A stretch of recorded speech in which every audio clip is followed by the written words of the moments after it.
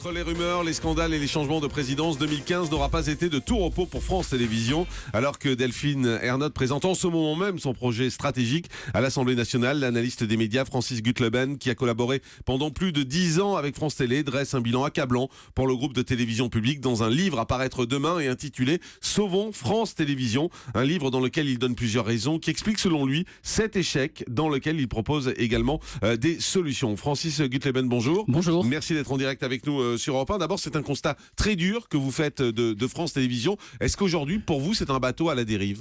Alors oui, c'est un constat dur, mais c'est un constat réaliste. France Télévisions, depuis des années maintenant, est à la dérive. En 2011, Martine Martinel avait déjà fait 2011-2012 2 rapports pour dire que ça ne peut pas continuer comme ça. Ensuite, on est dans une situation d'une entreprise qui ne dit pas la vérité. Et c'est dramatique pour les Français. Qui ne dit pas la vérité ? La direction de France Télévisions ne dit pas la vérité. France Télévisions, je vais vous donner un exemple précis. France Télévisions ne dit pas la vérité. Rémi Flimelin est parti au mois d'août en disant le déficit pour l'année 2015 est de 10 millions d'euros.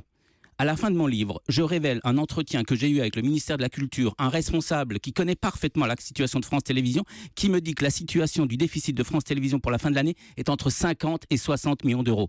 Delphine Ernotte n'a jamais donné ce chiffre. Les parlementaires qui l'entendent aujourd'hui, en ce moment même, ils ont eu un document de Delphine Ernotte dans lequel on ne parle encore une fois pas de ce chiffre.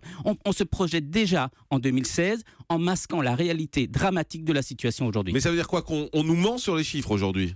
Je l'affirme et j'accuse France Télévisions effectivement de mentir. Et cette situation n'est pas acceptable à la fois pour les 10 000 salariés qui ont le droit de savoir quelle est la situation exacte. La situation n'est pas acceptable pour les 98% de Français qui payent la redevance. Je veux dire, c'est l'argent des Français. Et cet argent, je le dis depuis des années, cet argent doit être dépensé sérieusement, convenablement, avec parcimonie. Mais là, Delphine Ernotte n'y est pas pour grand-chose. Elle vient de prendre ses fonctions. Le déficit, c'est pas elle. En même temps. Le déficit, c'est pas elle, mais il faut se souvenir qu'au moment où elle a déposé son projet stratégique, elle a dit la première chose que je ferai, c'est j'examinerai la situation et je ferai un budget modificatif. La première chose qu'elle a faite, sa première déclaration quand elle a pris ses fonctions, c'est de dire « je veux fromage et dessert, je veux augmentation de la redevance et je veux retour de la publicité ». Moi, ce que j'aurais attendu d'un nouveau président de France Télévisions, c'est qu'il dise « ma priorité, c'est de remettre les comptes à flot, c'est de faire en sorte que France Télévisions cesse d'être la vache à lait ».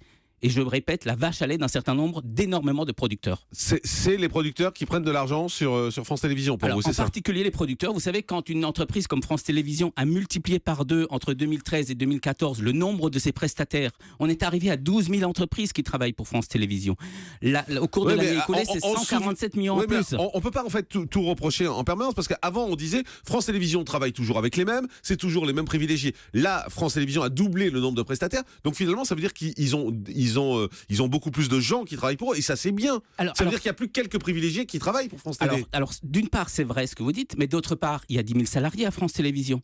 Et à partir du moment où on externalise de plus en plus d'activités, à un moment donné, on va dire il y a trop de salariés, donc il faut réduire les effectifs. Juste sur la gestion du personnel, vous nous dites quand même qu'il y a une gestion qui est plutôt étonnante. Aujourd'hui, vous le dites dans votre livre, il y a 1000 litiges en cours avec les salariés devant les prud'hommes. 1000 litiges, oui. Mais ça paraît aberrant.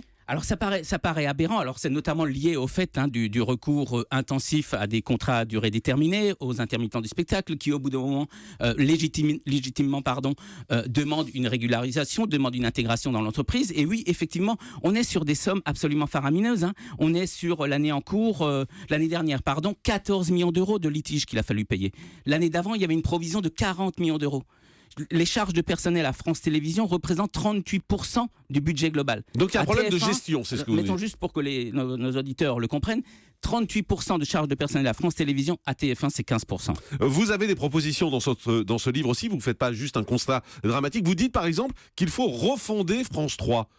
Alors oui, c'est bien d'insister là-dessus. Mon livre, c'est avant tout un livre de propositions. Et si j'ai écrit ce livre, c'est parce qu'au début de l'année, lorsqu'il y a eu la désignation de Delphine Ernotte, il n'y a pas eu de débat public.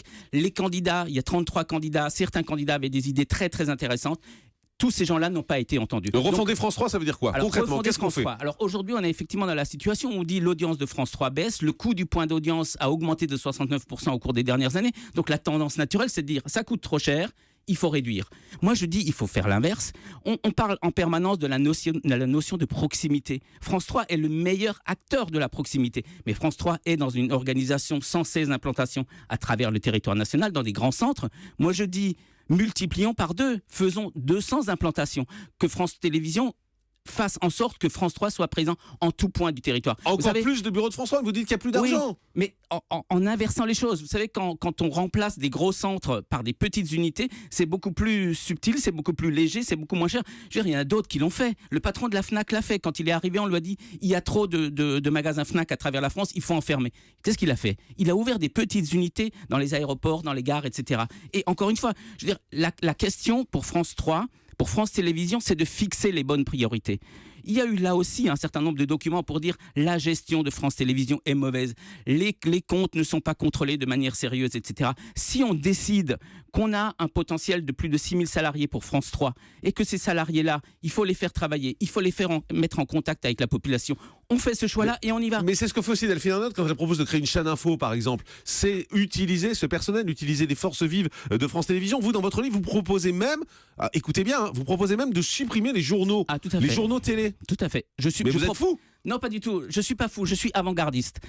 Et je vais vous expliquer pourquoi. C'est bien de le dire soi-même. Ah oui, oui. Non, mais oui, j'assume. Et mon livre est réellement un livre de prospective. Hein. Je veux dire. Alors comment supprimer les journaux? Plus de journaux sur France Télé. Je vous explique. Aujourd'hui, les journaux, lorsque les journaux commencent à 13h et à 20h, les gens, à part une petite fraction de la population, hein, toutes les personnes, tous les Français ont déjà eu accès à ces informations. Vous, les pushs d'informations, les alertes, etc. On a toutes les informations. Donc, à 13h et à 20h, ce n'est que de la rediffusion. Mais enfin, ça fait quand même 5-6 millions de téléspectateurs. Ça fait 5-6 millions de téléspectateurs. Mais aujourd'hui, qu'est-ce que veut le public? Il veut... Alors, d'une part, il y a ce qu'on appelle l'infobésité, c'est-à-dire il y a une surcharge d'informations. Et d'autre part, il a besoin d'une information immédiate. On est tous dans l'immédiateté. Donc, donnons la possibilité... On a 4500 journalistes à France Télévisions. Vous ne trouvez pas que c'est une aberration que ces gens-là travaillent et qu'un reportage, par exemple, est prêt à 10h du matin et qu'on attend 13h, voire 20h pour le diffuser? Mais ce sera plus le cas avec la chaîne info. C'est pour ça qu'elle veut faire une chaîne info. La chaîne info. Avec la chaîne info, le reportage est diffusé tout de suite. Ah oui, alors effectivement. Sauf que la chaîne info, c'est au minimum 40 à 50 millions d'euros supplémentaires. Je ne sais pas où elle va les trouver. Il y a d'autres priorités dans cette entreprise. Ensuite, il y a d'autres chaînes d'information qui existent. Je veux dire, utilisons, et c'est là où France Télévisions n'est pas au point, utilisons toutes les technologies numériques, utilisons le goût du public. Et encore une fois, c'est le public qu'il faut mettre au centre pour s'adresser à lui véritablement. Le livre s'appelle Sauvons France Télévisions. Vous l'avez compris, c'est un livre qui fait bouger les choses. Il est signé Francis Gutleben. Restez avec nous. On fait une pause. À tout de suite sur Europe.